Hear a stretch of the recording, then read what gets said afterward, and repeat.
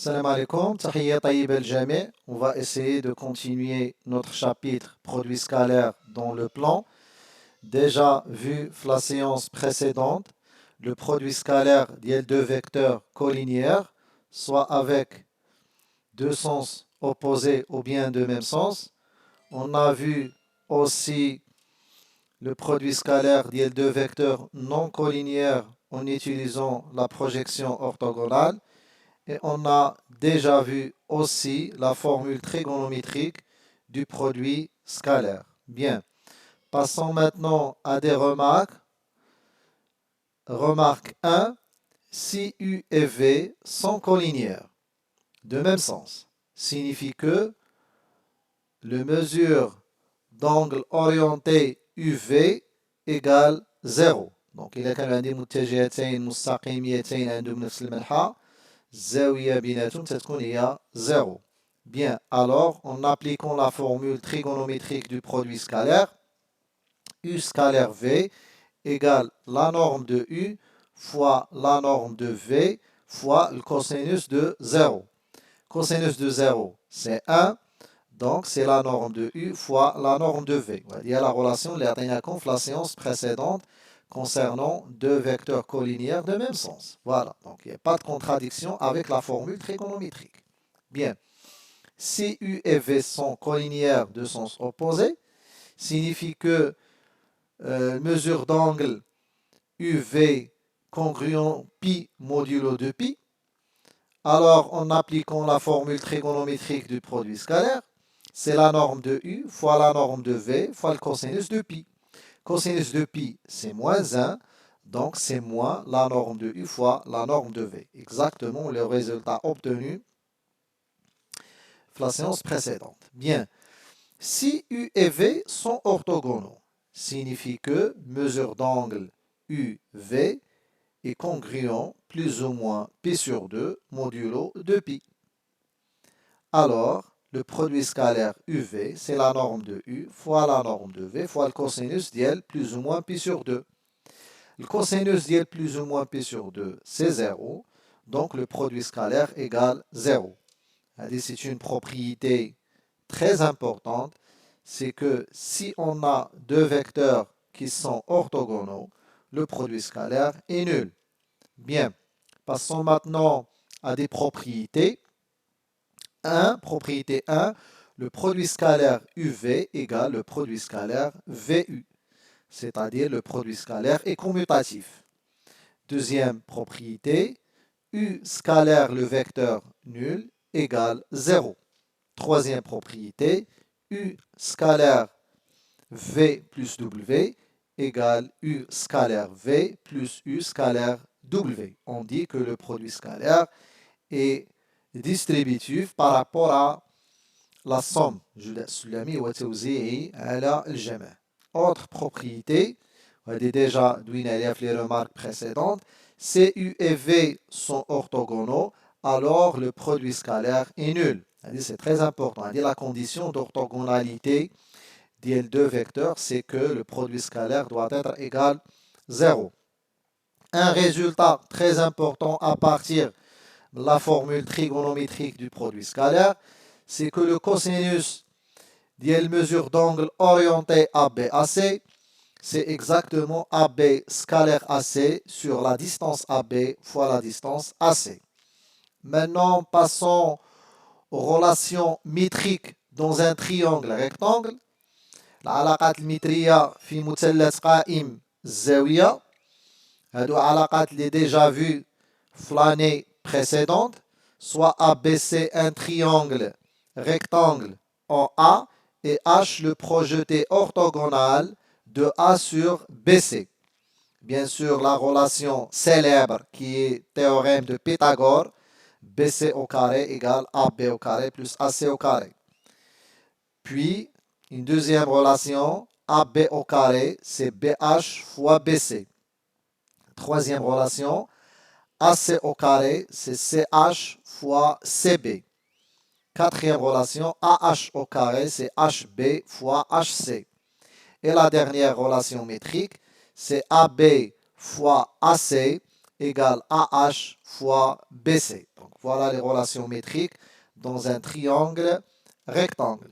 Passons maintenant au théorème d'Al-Kashi. Donc Al-Kashi هو عالم رياضيات فارسي Perse, voilà, تولد في إيران ولكن عاش في أوزباكستان.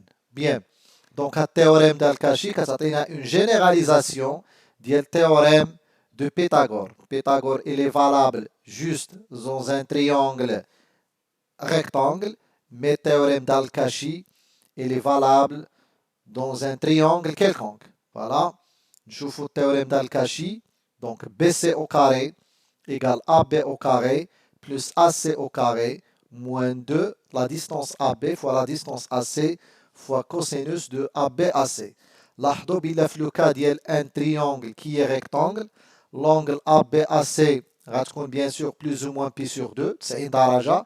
Le cosinus sera 0 donc غتمشي هاد la partie كاملة وغيبقى لك théorème de Pythagore qui est BC au carré égale AB au carré plus AC au carré. Passons maintenant à une démonstration du théorème d'Al-Kashi. Donc, BC au carré, distance BC au carré, déjà vu la séance précédente, c'est le vecteur BC au carré.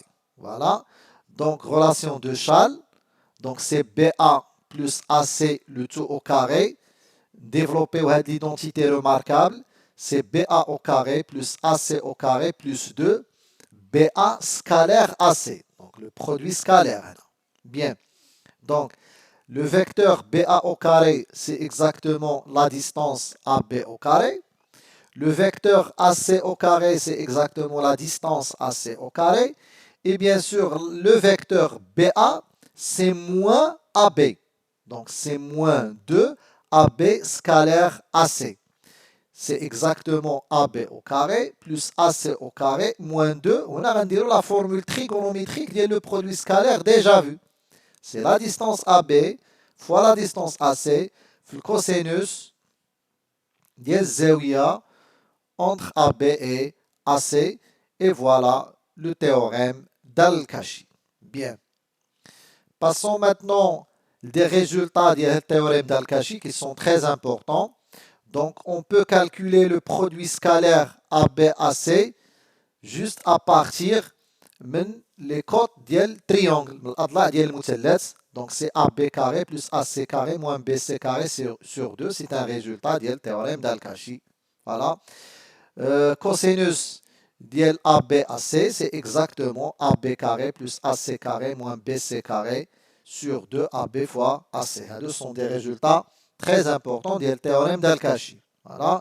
Passons maintenant au théorème de la médiane. Donc ABC est un triangle et I le milieu de BC.